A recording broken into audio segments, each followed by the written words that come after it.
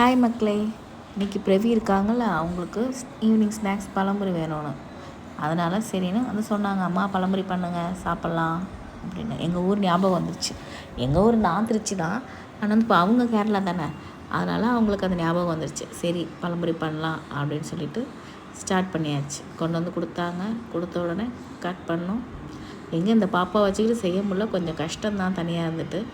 இருந்தாலும் பரவாயில்ல, பிரவி ஆசைப்பட்டாங்க செஞ்சிடலான்னு செஞ்சாச்சு. ஃபஸ்ட்டு மைதா எடுத்துக்கிறோம்.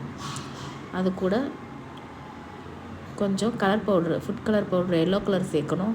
நான் வந்து எல்லோ கலர் சேர்க்கலை, ஃபுட் கலர் பவுடர் சேர்க்கலை, மஞ்சத்தூள் தான் போட்டேன். ஏன்னா குழந்தைங்க சாப்பிட்றனால கலர் பவுட்ரு சேர்க்க வேணாம்னு சொல்லிட்டு மஞ்சத்தூள் தான் போட்டேன். அப்புறம் லைட்டாக உப்பு சேர்த்துக்கணும், லைட்டாக கொஞ்சம் சுகர் ஆட் பண்ணிக்கணும்.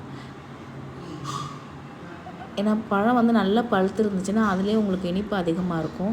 இது வந்து பழம் அவ்வளோக்கு பழுக்கலை, லேசாக தான் பழுத்துருந்துச்சு. அதனால் இனிப்பு லேசாக சேர்த்துக்கிட்டேன். ஆனால் பழுத்திருந்து செஞ்சால் தான் இன்னும் சூப்பராக இருக்கும். அவங்களுக்கு உடனே சாப்பிட்ணுன்னு சொல்லிட்டாங்க, அதனால் லேசாக சுகர் ஆட் பண்ணிக்கிட்டேன். செஞ்சு ஒரு 10 நிமிஷம் மிக்ஸ் பண்ணி வச்சுக்கணும். அப்போ தான் மாவு செட் ஆகும். மைதா மாவு, மஞ்சத்தூள், லைட்டாக சர்க்கரை, லைட்டாக உப்பு, கொஞ்சம் கொஞ்சம் தேவைக்கான அளவு.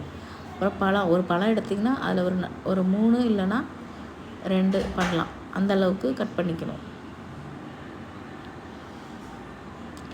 உங்களுக்கு என்ன ஷேப்பில் வேணுமோ கட் பண்ணிக்கோங்க. 2ஆக கூட கட் பண்ணிக்கலாம்.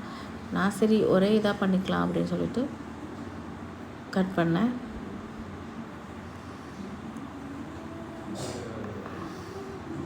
அதுக்கப்புறம் எண்ணெய் எடுத்துக்கோங்க. எண்ணெய் நல்லா ஹை ஃப்ளேம் வச்சுக்கோங்க. வச்சுட்டு நல்லா எண்ணெய் சூடானதுக்கப்புறம் கொஞ்சம் வெயிட் பண்ணுங்கள். லேசாக போட்டு பாருங்கள் நல்லா எண்ணெய் பொரிஞ்சிருச்சான்னு. எண்ணெய் நல்லா சூடாயிடுச்சு.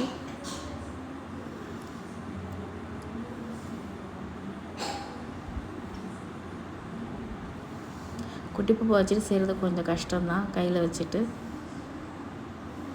இருந்தாலும் அந்த டைமில் வந்து கீழே படுக்க வச்சுருந்தேன். ஏன்னா எண்ணெயிலலாம் சமைக்கும் போது கையில் குழந்தைங்க வச்சுக்கூடாது.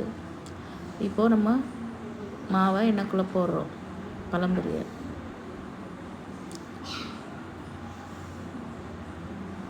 ரெண்டு சைடு மாற்றி மாற்றி திருப்பி விடுங்க.